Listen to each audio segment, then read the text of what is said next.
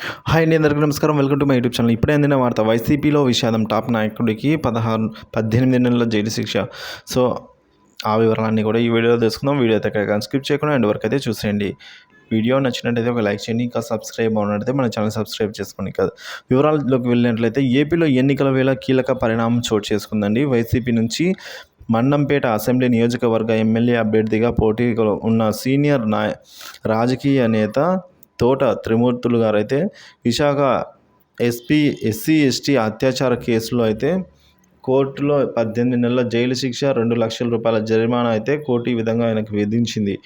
27 ఏళ్ల క్రితం చోటు చేసుకున్న దళితుల శిరోమండనం కేసులో అయితే త్రిమూర్తులను దోషిగా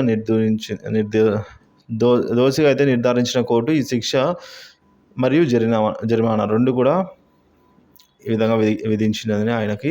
సో ఇంతకీ ఏం జరిగిందంటే 1996 డిసెంబర్ 24న ప్రస్తుతం కోనసీమ జిల్లా రామచంద్రాపురం మండలం వెంకటాయపాలెంలో దంపతులు శిరోమండనం ఘటన చోటు చేసుకుంది. అప్పట్లో ఎమ్మెల్యేగా తాను పోటీ చేసిన క్రమంలో తనకు వ్యతిరేకంగా వ్యవహరించారనే కారణంతోనే 5గురిని దళితుల్ని హింసించి వీరిలో 2 శిరోమండనం చేయించిన ఆరోపణలు అయితే తోట త్రిమూర్తులపై ఉన్నాయండి. ఈ కేసు విచారణ అయితే సుదీర్ఘంగా కొనసాగింది.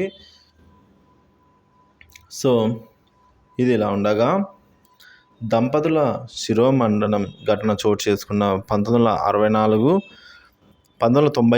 నుంచి దాదాపుగా 150 సార్లు విచారణలు జరిగాయని. ఎట్టకేలకు విశాఖలోని ఎస్సీ ఎస్టీ అత్యాచారాల కేసుల ప్రత్యేక కోర్టు ఇవాళ శిక్ష ఖరారు చేసింది. శిరోమండనం కేసులో నిందితునిగా ఉన్న వైఎస్ఆర్సీపీ ఎమ్మెల్సీ తోట త్రిమూర్తులను అయితే ప్రస్తుతం ఆ పార్టీ తరఫున మండంపేట అభ్యర్థిగా బరిలో ఉన్నారు.